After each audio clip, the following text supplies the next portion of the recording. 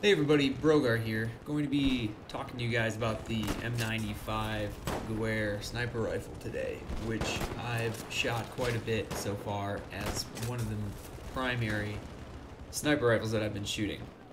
Generally speaking, this gun is sick. I like a lot of different things about it. I think it's one of the best sniper rifles in the game, and I'm going to get into the specifics of why I think that in this video. Let's compare some of the sniper rifles first. We're going to go through each of these weapons in order of how they appear in the selection screen. So on the left we have the Gewehr M95 30, and on the right we have the Lee Enfield number 4 Mark 1. That is also a bolt action rifle. When it comes to the Lee Enfield, we see there's a large damage differential on the M95. There's a large damage drop off for the Lee Enfield. So we know the Gewehr is going to hit harder overall. This is relevant, but it's not a ton relevant because of the fact that the Lee Enfield can also dome people for a one-shot kill if you hit them in the head. That being said, it seems like you'll pick up more kills from body shots on enemies that are weakened with the Gewehr M95. Accuracy between the two is pretty much the same, and then control on the Lee Enfield is a lot better. Probably less sway, left, right, whatever. Generally speaking, probably isn't going to make a huge difference if you're a good sniper. The Lee Enfield can put more shots down range quicker. Yeah, it's got a reload that's going to be slower overall if you shoot all of the bullets out, because the Lee Enfield reloads one bullet at a time. That's also a big deal because that's a lot of downtime. But being able to put 10 consecutive shots down range a lot quicker than the other sniper rifles in the game, that is a big plus for the Lee Enfield compared to the M95. In terms of range, they don't really have the range differential in these stats, so you really kind of got to feel it out. The Lee Enfield has a shorter effective range than the Gewehr M95. When you're shooting the Gewehr, you feel like you can hit shots a lot easier because the bullet velocity seems to be quicker than the Lee Enfield. I've shot both of these guns a lot, and I can tell the difference between this. You can engage targets at a little bit further range with the Gewehr M95 very accurately as opposed to the Lee Enfield. But in the slightly medium and shorter range gunfights where you're shooting a bolt action, the Lee Enfield can put a lot of bullets down range. When comparing it to another bolt action, the Craig Jorgensen, the Gewehr has a lot more damage and less control than the Craig J. So generally, I don't really know how control affects the sniper rifle that much. I would be interested in seeing the range effectiveness of the Craig J, because I'm not 100% sure that control is all that relevant. The damage is obviously quite relevant, but at the end of the day, both of these things can one-tap people, so it kind of comes down to what you're preferring to shoot. The Craig J shoots a little bit slower, but it's pretty much irrelevant. It has one more round before you have to reload it. I have a feeling that the Craig has a better bullet velocity than the Gewehr and shoots a little bit further range, easier. The last comparison is between the Gewehr M95 and the Kar 98K.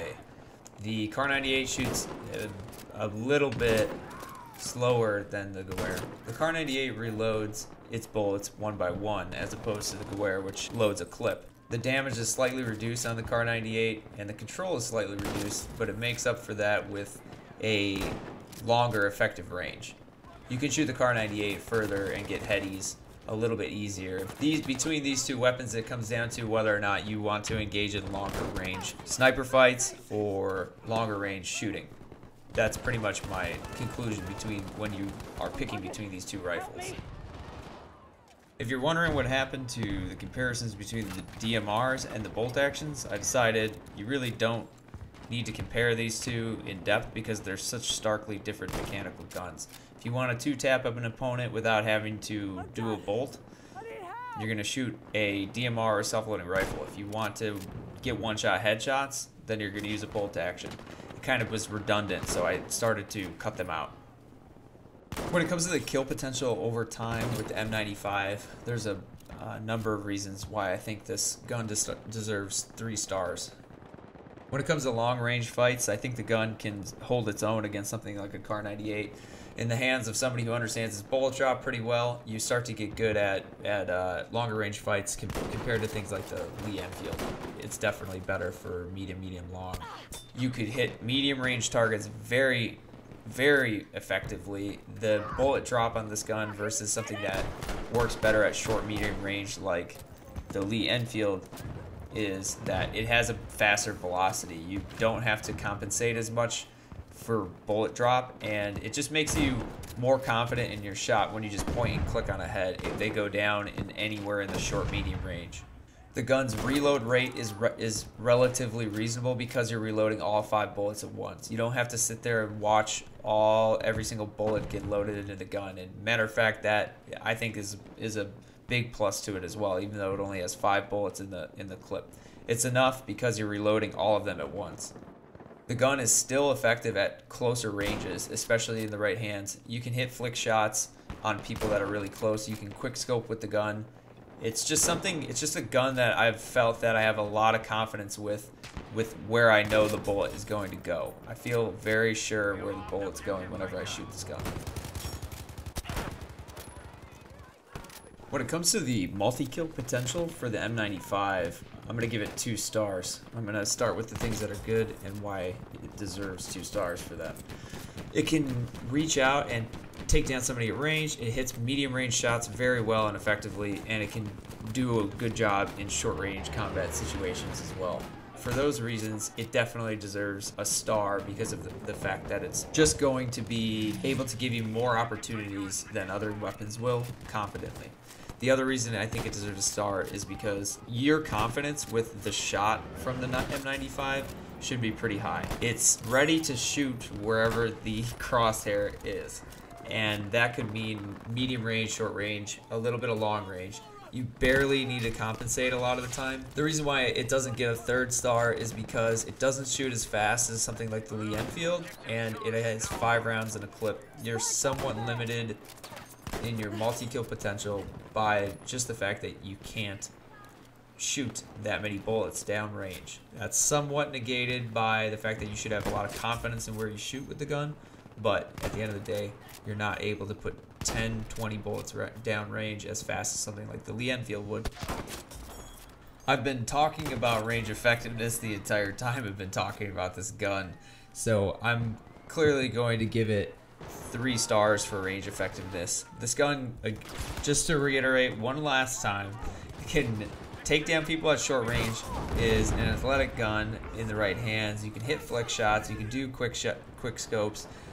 It can really work in urban environments still if you know how to position yourself well and if you're quick on your scoping. Medium range, to me, it's the best sniper rifle in the game at medium range. It's pretty much point and click the majority of the time. It shoots fast. You don't miss because somebody moved a lot of the time. You will get headshots that you genuinely did not think you would get.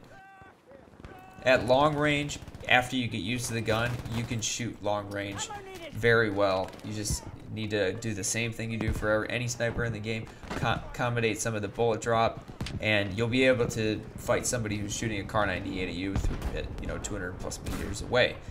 It's going to outshoot a gun like a Lee Enfield, except in a really experienced Lee Enfield player's hands. For the most part, you're going to feel confident in your medium long range shots.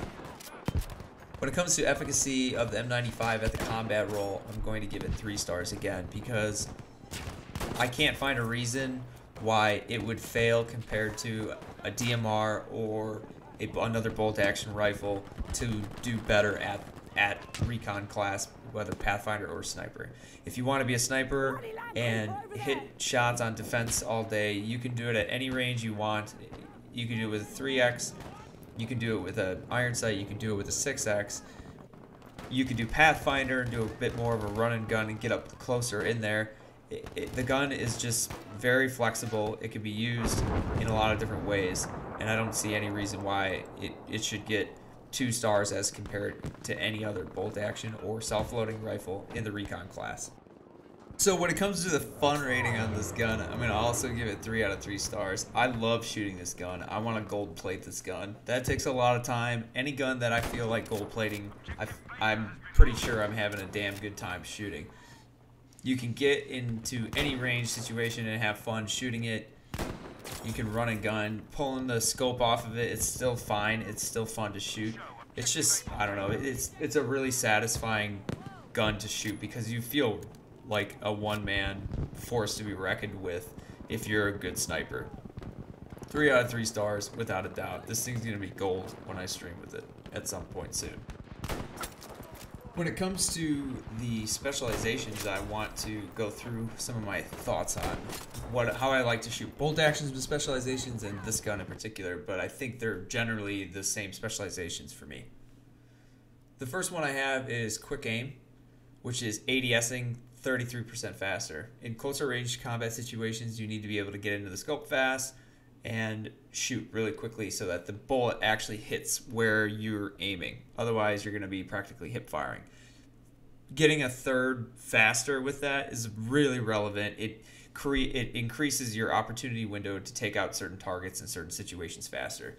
To me, it's far more beneficial than reloading 15% faster, because a lot of times you are going to be reloading when you don't actually have an opportunity anyway. But this allows you to be able to go after opportunities when you see them. So the next thing I have is the custom stock for improved accuracy and aimed fire while moving. The situations where I see this being relevant are when you're in semi-close combat fighting and you just need to just jiggle peek cover against somebody who's pushing or who you're just trying to body shot. It's not really easy to get headies on somebody at 200 meters while you're maintaining a strafing movement the entire time, so it's not totally relevant in sniper fights. If you're a god, then by all means strafe and shoot at 200 plus meters at another sniper, but I usually stop for a split second and shoot. It's very short, but it usually happens because I need to have a perfect acquisition to take my best shot.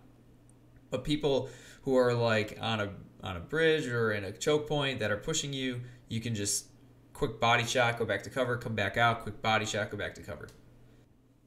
So next I have the lightened stock, which is moving 60% faster while aiming with my weapon. That's good because before you take your shot, you always want to be strafing laterally left and right as a bolt action sniper or a sniper in general. You never want to stand still as a sniper, and it's really relevant that you don't, because you're going to get popped. I guarantee you, you're going to get taken down way more often if you forget to strafe left, strafe right all the time. Moving faster just makes it harder to predict your movements. You can switch back and forth between it, and by the time somebody shoots and where the bullet is going to land, you might already be gone from there because you're already strafing and you're moving faster because of this trait. I don't think I need the bolt to go up a little bit faster. It's only going to get me, roughly 9 points of when it comes to my rate of fire. That could be relevant. That could be good. But I'm going to go for the ADS stuff to move quicker in ADS because of the fact that I really don't care about slings and swivels. I don't need to switch guns that quickly. And my quick reload I don't really care about either. It would be nice to have this instead of one of these two, but that's just, it's not going to matter too much at the end of the day. Last thing is, I don't care about a bayonet. I don't need a bayonet on my sniper rifle. And but variables zeroing, I also don't care about at all. It doesn't matter. I don't zero with my guns in this game unless it's like a 300 meter shot. If it's really, really far, I'll zero it just to not have to compensate for bullet drop that much, but for the most part, after I stopped zeroing, I haven't ever thought about doing it again. So maybe I will get a bayonet. Okay guys, that's it for the video on the M95. I really recommend this gun. I personally think it's the most robust and adaptable sniper rifle in the game. I think it's a fun sniper rifle to shoot, and I think most of you will have some level of success with the gun that you will think about the fact that you like it as well. So try it out. Let me know what you think of the gun. Let me know what you think of the specializations in the comments below, and whether or not you guys agree, disagree with anything I said in the review. I'm interested in what other people's input are on the review. So check it out. Let me know. Sub if you care to, if you want to keep seeing stuff like this, or if you guys want to come watch my stream. I'm also at Twitch TV, BrogharTV. So thanks guys. Take care.